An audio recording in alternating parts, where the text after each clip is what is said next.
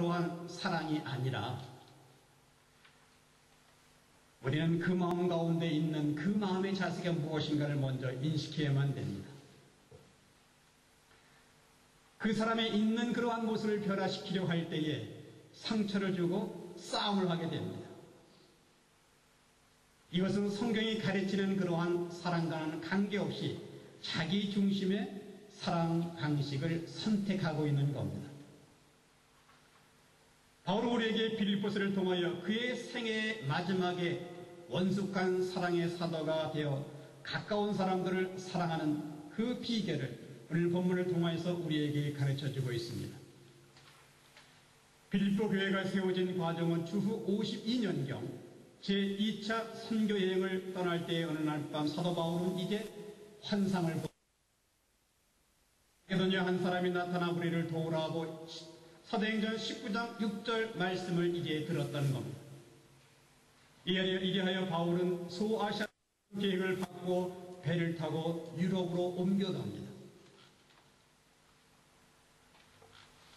사도 바울이 성 빌립보에 이르러 빌립보에는 히브리 사람들이 별로 없기에 회당도 없었습니다.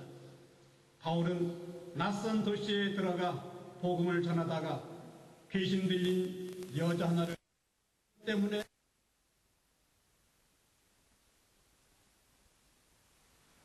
매를 먹고 죽을 지경에 되었을 때에도 기도하며 찬송하는데 옥문이 저절로 열리는 사건으로 간수가 회개하는 놀라운 일들이 지금 벌어지고 있었습니다.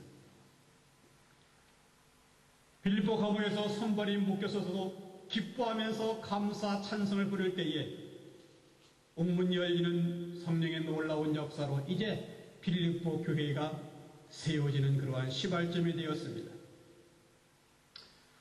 저는 사도 바울이 빌립보 감옥에 같이 있었던 장소에 가서 기도를 드린 적이 생각이 납니다.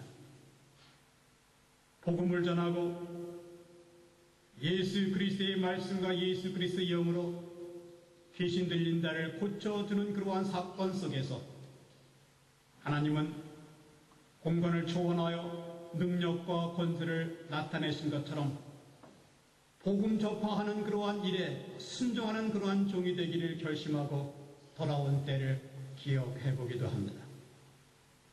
바울이 빌립보 교회를 향하여 기뻐하라 할 때에 이 기쁨은 특별한 의미와 은혜가 담겨져 있습니다. 바울이 이 편지를 쓰게 된 동기와 목적은 빌립보 교회를 향한 그래서 무난하면서 내 인생 기쁨의 인간관계에 대한 그 모습을 권면하기로 원했습니다. 기쁨은 인생의 가장 창조적인 것이고 건설적인 에너지라고 할 수가 있습니다. 당시에 사도 바울은 로마 감옥에 갇혀서 빌립보 교회에게 언제든지 기뻐하라고 권면하고 있는 것을 기억할 수가 있습니다. 어느 곳에든지 하나님의 창조적인 삶을 살면 곧 그곳이 기쁨의 장소가 된다는 겁니다. 여러분들에게 저 사람은 진짜 그리스도인이다 라고 말할 때에 여러분들은 무엇을 근거로 하면서 말할 수가 있겠습니까? 가장 중요한 것은 얼마나 기뻐하면서 살고 있는가,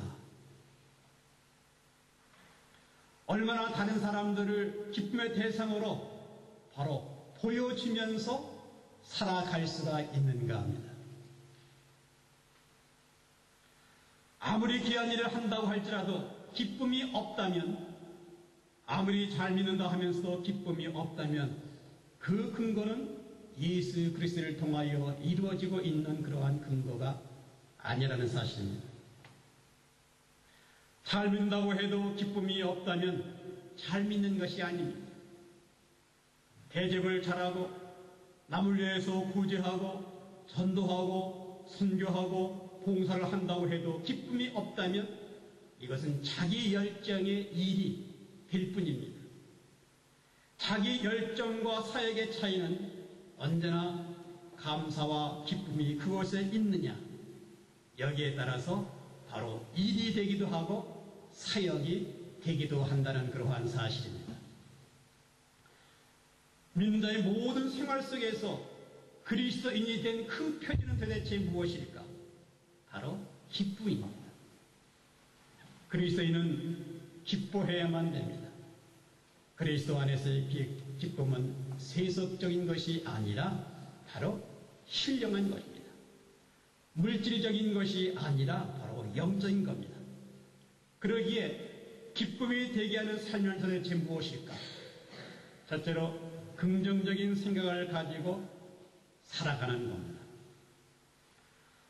서로 사랑으로 맺어진 인간관계의 가장 중요한 것은 바로 이 생각입니다.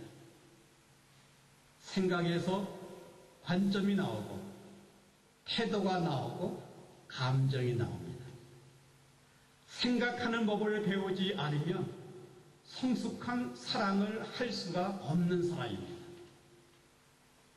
생각은 감정을 만들어내고 있는 공장과도 같습니다. 바울은 기쁨을 가르치는 빌립보에서 생각이라는 말을 자주 사용하고 있습니다. 1장 3절 말씀에 이러한 말씀으로 전개됩니다. 내가 너희를 생각할 때마다 나의 하나님께 감사하며. 여기서 먼저 관점을 가져야 할 단어가 생각할 때마다 이렇게 말씀하고 있습니다. 신앙이 있는 그리스도인들은 모든 일을 생각할 때 우선적으로 감사하고 그리고 시작하게 됩니다.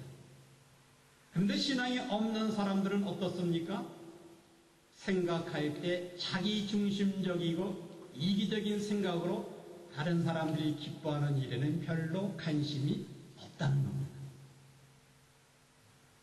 1장 7절 말씀에서 이렇게 말씀이 전개되는가? 내가 너의 무리를 위하여 이와 같이 생각하는 것이 마땅하니 이는 너희가 내 마음에 있음이며 나의 매임과 복음의 변명함과 확정함에 너희가 다 나와 함께 은혜에 참여한 자가 됨이라. 가까운 사람을 사랑하는 비결은 영적으로 건강한 생각을 가지고 이웃을 바라볼 때에 사랑하는 놀라운 비밀이 거기서 나타나기 시작합니다. 우리가 대하는 사람들을 어떻게 생각하느냐에 따라서 즐거워할 수도 있고 괴로워할 수도 있습니다. 인생은 보는 시각에 따라서 결정된다고 해도 과언이 아닙니다. 긍정적인 생각을 하기 위해서는 긍정적인 시각을 가져야만 합니다. 무엇을 보느냐가 무엇을 소유하느냐보다 훨씬 더 중요한 것입니다. 어떻게 생각하느냐, 무엇을 보느냐. 사도 바울은 사랑하는 빌립보 교인들을 어떠한 안목으로 바라보면서 생각을 하고 있습니까? 바울은 복음의 안목으로 보면서 생각했습니다. 빌립보서 1장 5절 말씀 보시면 이러한 말씀이 전개됩니다. 첫날부터 이제까지 복음에서 너희가 교제함을 인함이라. 복음 안에서 지금 무엇이 있다고 말씀하고 있습니까? 복음 안에는 용서가 들어있습니다. 화해가 있습니다.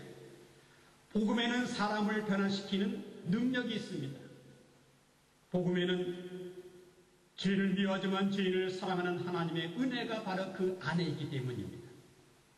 바울은 예수님을 만나기 전까지는 율법에 매어가면서 살았던 사람이었습니다.